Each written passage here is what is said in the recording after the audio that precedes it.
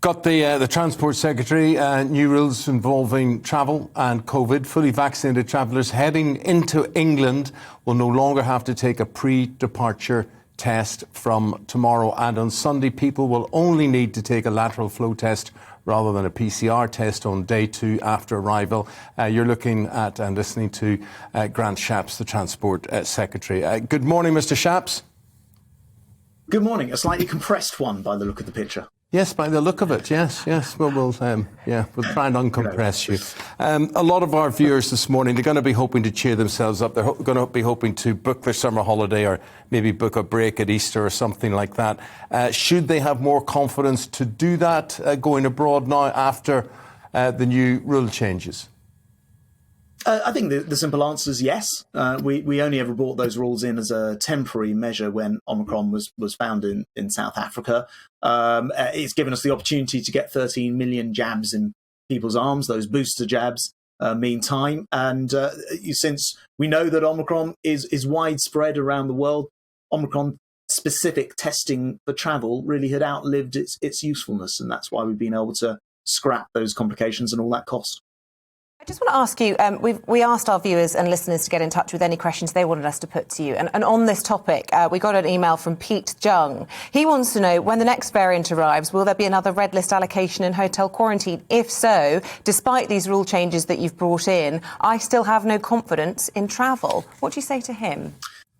Yeah, look, I think to be fair to him and all of your viewers, we have to realise we live in a world where, the coronavirus is with us. It's likely to mutate again at some point. What we always need to do is make sure we protect public health as best as we possibly can. We've got the red list on standby. There are 0 countries in it right now. But to answer the question, yes, we would implement the red list if need be. And if you're booking a flight or a holiday or accommodation, obviously make sure that it's changeable. But having said that, we do want to be in a world where we stop treating the outside world as if it's a dangerous place, where we have sensible measures in place, but that where people should be able to travel, go on holiday, see family, do business abroad. And this is a clear indication that we won't keep these things in place a moment longer than we think is absolutely necessary. What would you say then, Transport Secretary, to people who are genuinely worried about contracting COVID and they've gone on their holiday to Portugal or Cuba or wherever they've gone to, and they then board an airplane which may be full of people who are carrying COVID? And they won't have to test till they get to the other end. And what would you say to those people in terms of their confidence of that COVID virus being transmitted to them?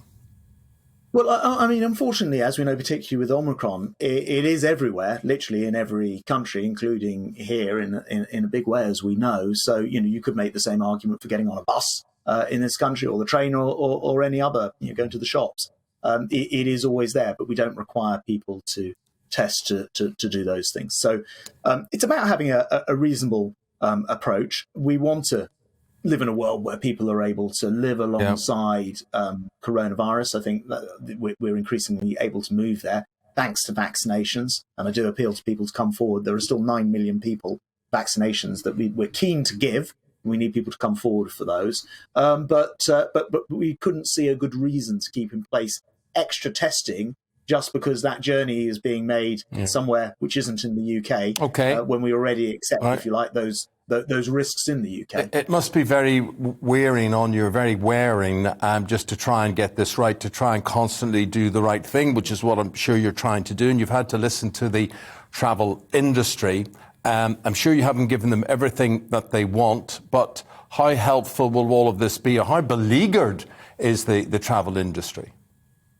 Well, I think it has been an absolutely exceptional time for the travel industry. Your viewers who might be working in travel or indeed in tourism, how damaging? Nearly £50 billion in missing income from tourism, for example. We know that the airlines themselves have been hugely struggling, and they have had to put up with this for a very long time. So I think this will be a big boost to them. I think we want to live in a test-free travel world, and that should be our ultimate destination. I think that the measures today will help, but there's probably quite a quite a lengthy flight path, I would say, to the recovery of the sector, but we hope to see that happen. Love the travel metaphor there. Look, whilst we've got you, I have to ask you about a huge story on the front of many of the papers this morning about the verdict from Bristol Crown Court yesterday in relation to the toppling of the statue of Edward Colston. They were found not guilty, and there are some who would say that that is a licence for people to go out and vandalise statues. What do you make of the verdict? Well, look, I don't want to comment for obvious reasons on an individual case or a jury's decision. They'll have all the facts. They will have been the experts on this. But I do think it's right to say that we can't have a situation where it's okay to go around and cause damage, to vandalise public or private property. That's why we have laws in this country.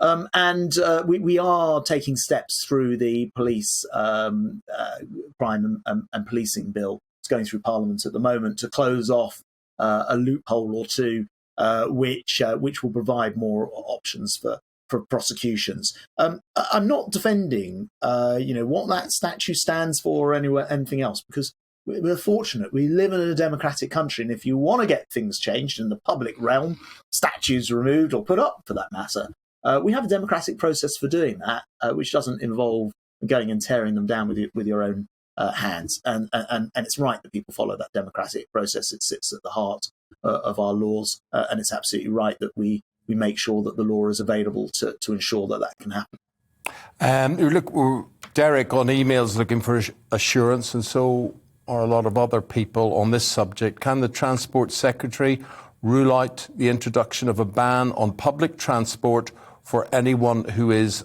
unvaccinated? Yes, I can. We've taken the decision in this country that we, of course, want people to be vaccinated. We think that's very, very important. But we're not going down, I see the Italians have gone that way and the French are pushing very hard, compulsory vaccinations. The reason we haven't had to do that is actually that, by and large, this country has come forward in extraordinary numbers to get themselves vaccinated. I was just looking at the latest numbers. Over 90% of 50-plus-year-olds have had their booster vaccinations, not just their full vaccination, the first and second, but the booster as well. We are refreshingly sensible when it comes to getting vaccines. I'd reflect what the Prime Minister said the other day, which is it's crazy not to go out and get your vaccine. But that said, we live in a free country, and we're not going to be pinning people down and putting vaccinations into their arms, albeit that if you're not vaccinated, there are often additional hassles. We were talking about international travel before. I should have made clear that all of the removal of the testing only applies if you've had your vaccinations. If you haven't, then you still have to take a pre-departure test, a day 2 test, quarantine, a day 8 test. You get the message. It's expensive and a hassle. So it's definitely worth being vaccinated for that reason as well. Finally, Grant Shapps, you sat in Cabinet yesterday, first Cabinet meeting of 2022. I don't know if it's Jacob Rees-Mogg's team briefing to the papers, but there appears to be this suggestion that Jacob Rees-Mogg has raised it in Cabinet that he thinks that Rishi Sunak should shelve his plans to increase national insurance in April. A highly controversial move because of the concerns about cost of living this year. I'm not asking you if that's true or not, what goes on in Cabinet, but I want to know what your view is. Does it need to be reconsidered given many people are having to face the harsh reality of eating or heating their homes? Well, I was going to say, I knew you weren't going to try to entice me to discuss private cabinet discussions on the TV, so I would never do that. But actually, look, we have a collective position, which is that we think it's absolutely right that we do two things. One, clear up the very big backlog of operations and procedures that haven't been able to take place because the NHS has been so remarkably dealing with coronavirus. And two, make sure that we deal with the long-term problem of social care, where people can lose their homes, for example, if they have dementia and they have to pay for that long-term care. But that doesn't apply if you have a different type of illness and you're able to pass on your home. And so we're fixing that, and we're doing it through a rise in national insurance. That's the decision that we've made. We think we're making an important historic point here by righting that wrong. And of course, it will then be for the Chancellor to decide how he makes the figures stack up. But no, that's the decision, and that is what will happen. The way our pictures stacked up today, I just want to say, Grant Shapps, that it's very flattering, that stretched, maybe we could get it. Picture we've got. It's a post-Christmas yes. for me, where rather than dieting...